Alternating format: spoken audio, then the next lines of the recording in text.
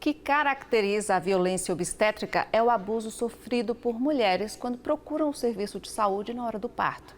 Esses maus tratos podem acontecer como violência física ou psicológica, e isso gera vários traumas. Além dos traumas, tem a questão da justiça, porque a vítima pode e deve denunciar. A Fernanda Menezes, que é advogada, está aqui conosco, vai nos ajudar com esse tema, não é isso, Fernanda? Seja muito bem-vinda. Sem dúvida. Boa tarde, obrigada. Boa tarde.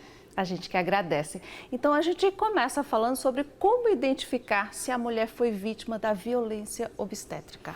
Renata, eu acho que hoje em dia o fato de ter como pesquisar, como esse tipo de programa que está levando informações, né, para todas as mulheres, isso é de extrema importância justamente para que a mulher saiba o que fazer, como fazer, quando fazer.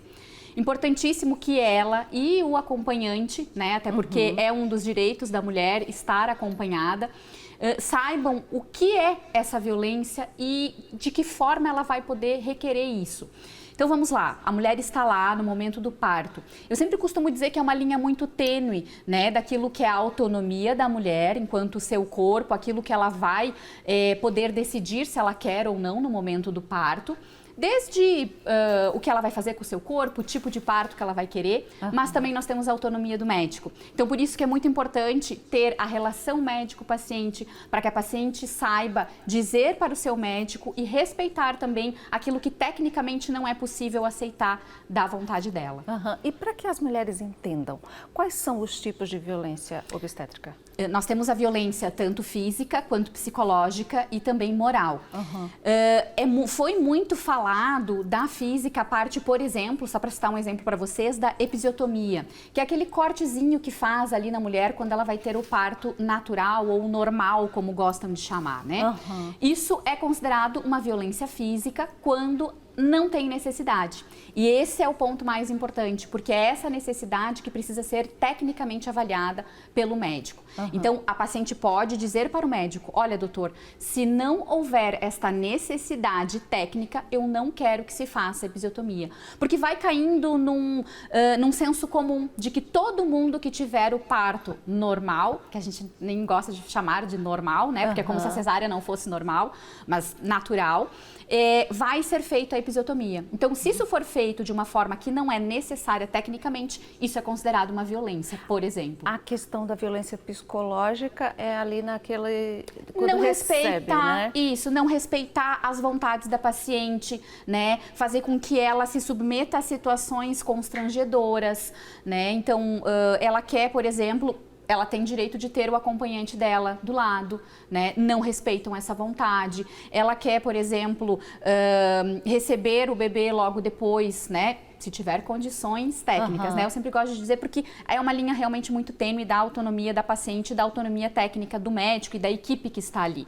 Inclusive, isso também é bem importante, tá? A violência, ela não é só cometida pelo médico. Isso. A gente tem ali toda uma equipe, né? Então, não é somente o médico obstetra. A paciência, né, que as pessoas precisam ter com quem está ali na hora do parto, porque muitas mulheres reclamam justamente da equipe, não necessariamente do médico, né? Exatamente. De pessoas que quando elas estão ali sentindo dor, dizem alguma piada, dizem alguma gracinha, né?